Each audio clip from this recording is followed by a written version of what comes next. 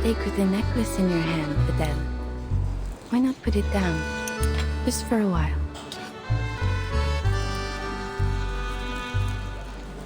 No. Thank you, madame, but I can't afford to lose it again.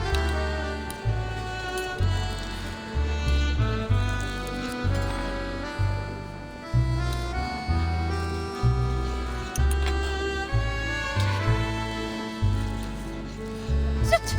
This is practically a tile, not a stake. Allow me. No. Thank you.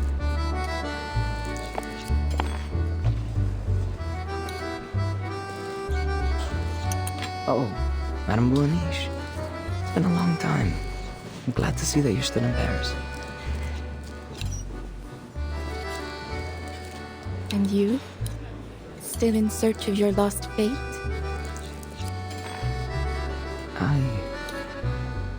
I'm not sure anymore. What you said may have been right. Fate is a kind of erratic stream.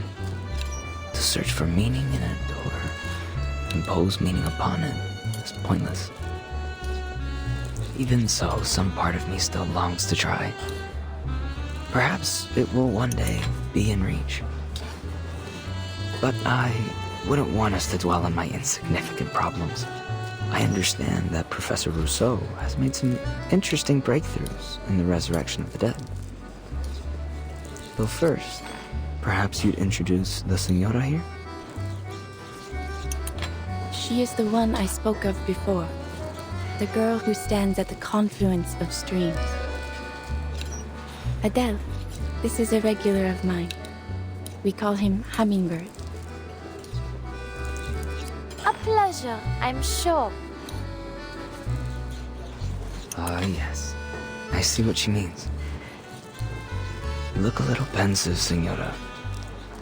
I wonder, have you found yourself seeing otherworldly figures and hearing elusive voices? Are you still yourself? What are you talking about?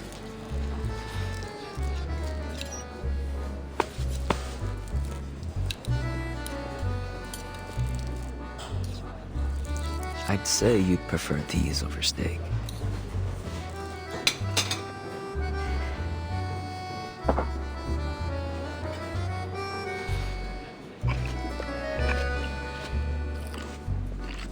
They're passable.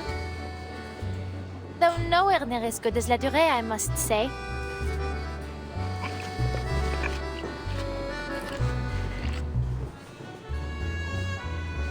The professor is about to give his speech. If you don't mind, Madame Bourniche, might we continue our chat later?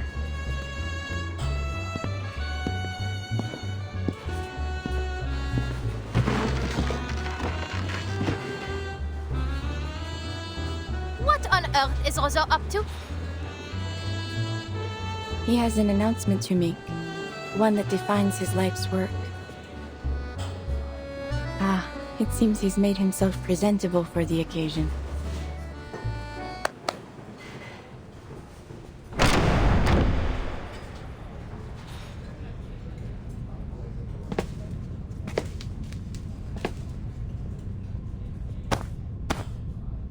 Greetings, dear brethren. We gather here today to celebrate a momentous discovery. One that belongs to arcanists alone. A breakthrough that lies far beyond the reach of human comprehension. Enough with the self-aggrandizing. Get to the point. I didn't come all this way to watch you pump yourself full of hot air. There's no need to rush, is there, Animus? We have all the time we need.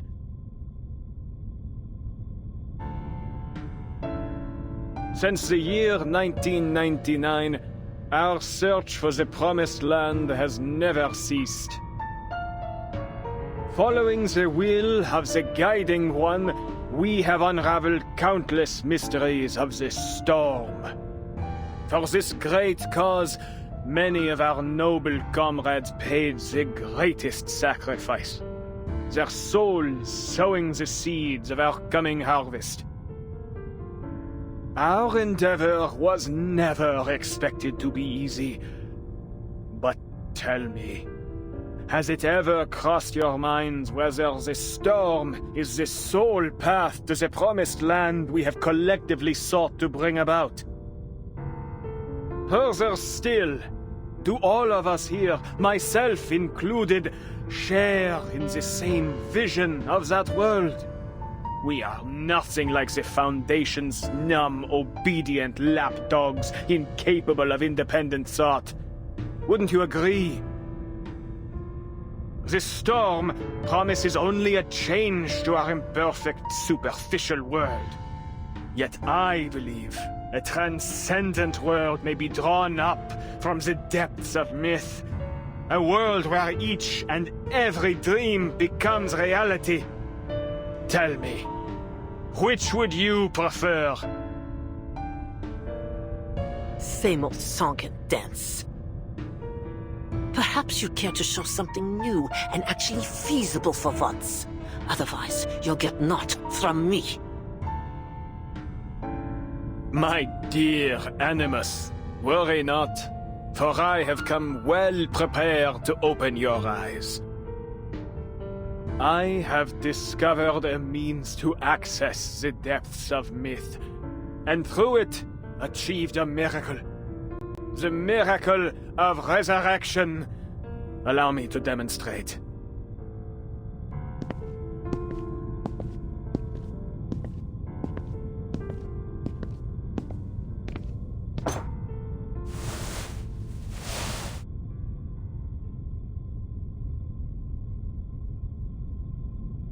When one's flesh and spirit are fully immersed in the depths of myth, their body frays and sinks until, eventually, it disintegrates. Yet the spirit remains intact. For in that realm, the spirit is itself the most authentic and pristine substance. Reality as we know it is nothing more than a crude layer of degraded substance laid over the depths of myth. And so long as one's consciousness remains within its maelstrom, that person may be raised from it again. Our Felicienne here is the very proof that the mind alone may be brought back to physical reality. Though she perished, she now sits before us once more. So, one and all, let us raise a toast to her revival. Rosa, what in heaven's name are you trying to say?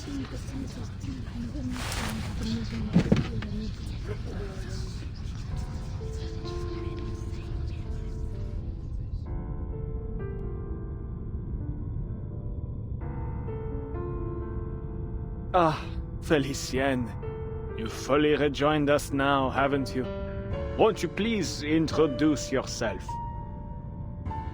What do you expect me to say? You know very well who I am.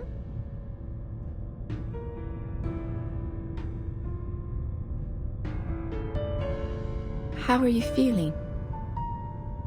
I would feel a great deal better without your patronizing tone, madame. I have neither need nor want of your sympathy. Ahem.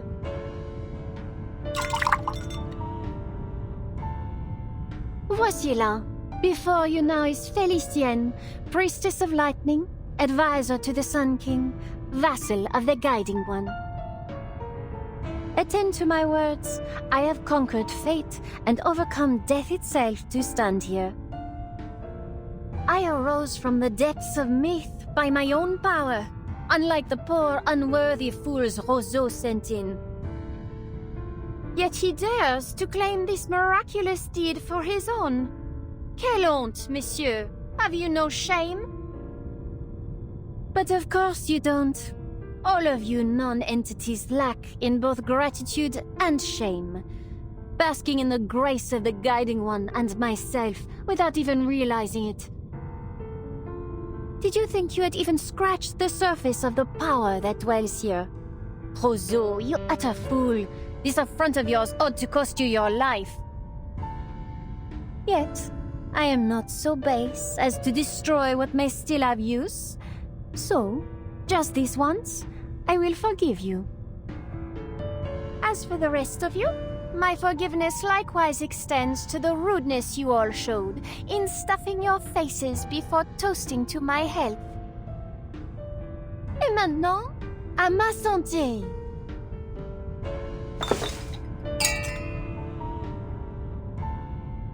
This is a miracle.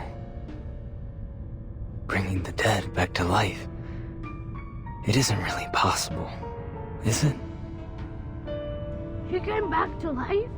So it can't die anymore like what the guardian once said? What a farce. All you've done is manipulated some girl into believing she's Felicienne, and yet you dare to call it a miraculous resurrection. What utter blasphemy.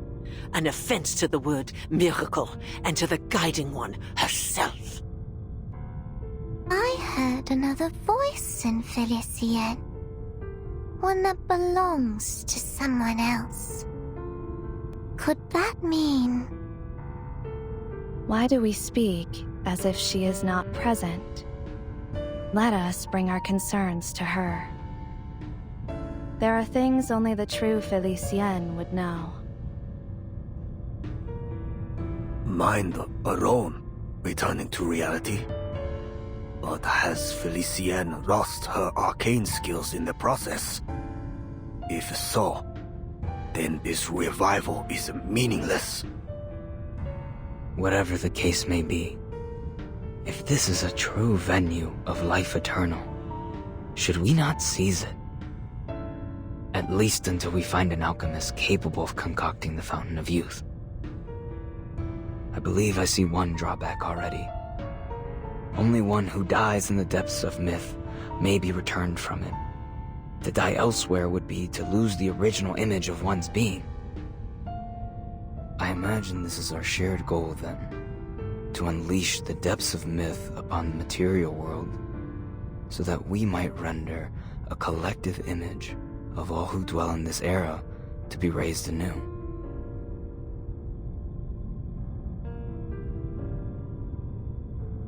But ought we not to first celebrate Felicienne's return? Though I must say it is a strange sort of return. How different she looks, n'est-ce pas? True. This dowdy girl is a poor vessel for one so noble. Mind your tongues. You're speaking of my new body here. For all her faults, I would not call the girl dowdy. She simply chose to turn a blind eye to beauty. I've always felt she picked the wrong career. I admit, it did her some good. She learned to read people and how to put them at ease. But it pulled her further from her true heritage and from the refined taste expected of a jewel hunter.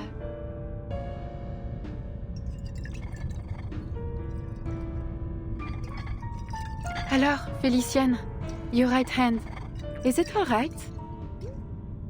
What do you mean? Do you not feel it trembling? Oh, zut! Is something wrong?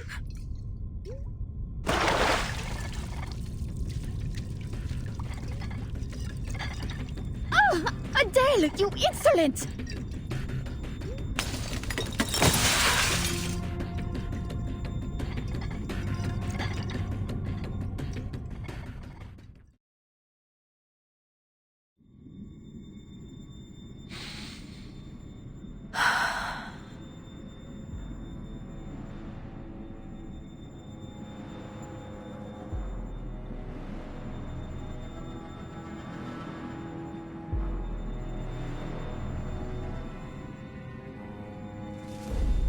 You!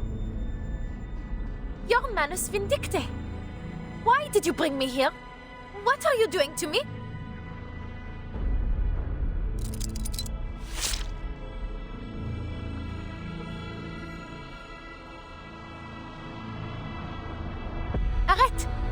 I will not accept any damage to my body, Ustrina.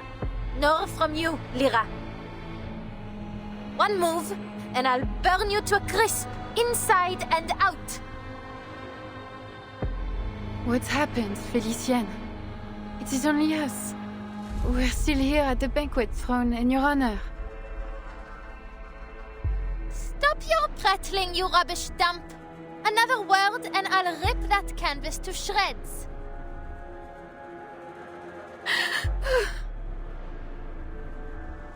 She's so angry. That means she has to really be Felicienne. Words of wisdom from a puppet of all things. Need I point out who pulls your strings, hypothetic? You cowards! Ganging up on a poor, innocent woman! Each and every one of you is a monster! I won't play whatever game you have in store for me. Get out of my way! Fascinating. Though Felicienne's spirit has seized control of her body, the former spirit seems able to resist. If I am indeed correct, what we are seeing is their thoughts and memories beginning to blend, causing this confusion.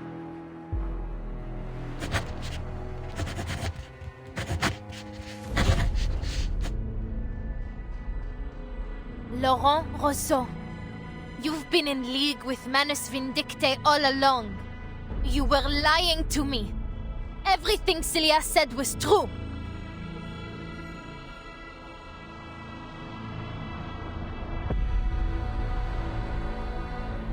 My dear, no one here has mentioned Manus Vindicte but you. Yet you seem to know a great deal about those present already. Far too much to be a mere guess. You have met these people before. I won't let you play with my mind again, Beryl. Celia told me all about these thugs. She told me everything.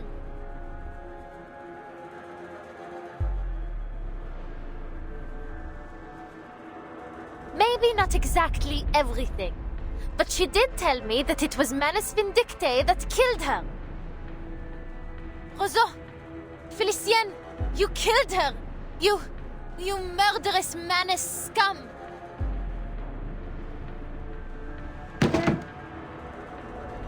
I believe it is time you faced the truth. The truth? What is it this time? You think I don't see through you? You killed Celia. In that place where the archive of imagery overlapped with reality. You killed her by your own hand.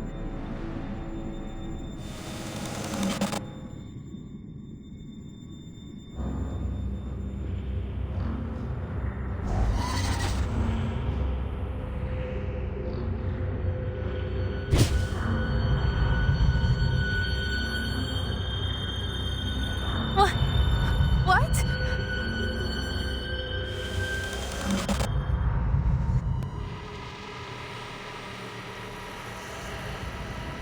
You remember it, do you not? You allowed it to happen. This is... no.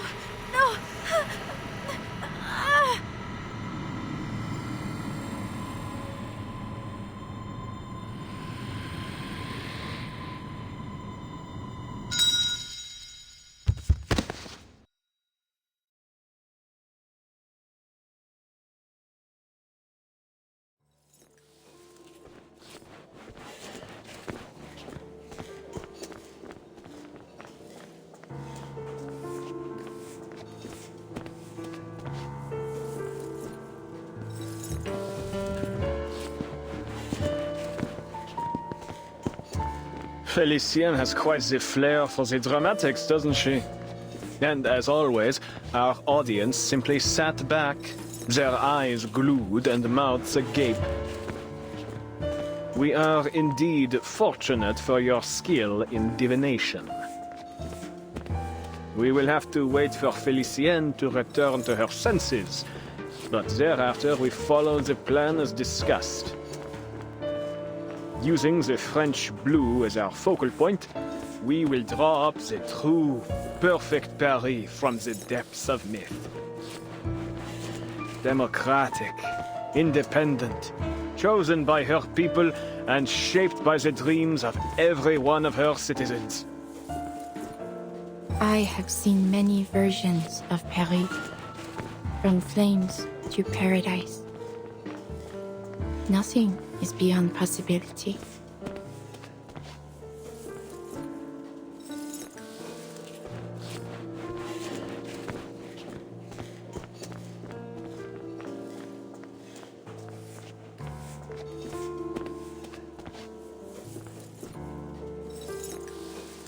Alors, tomorrow at dawn, we will perform the final ritual atop the Eiffel Tower.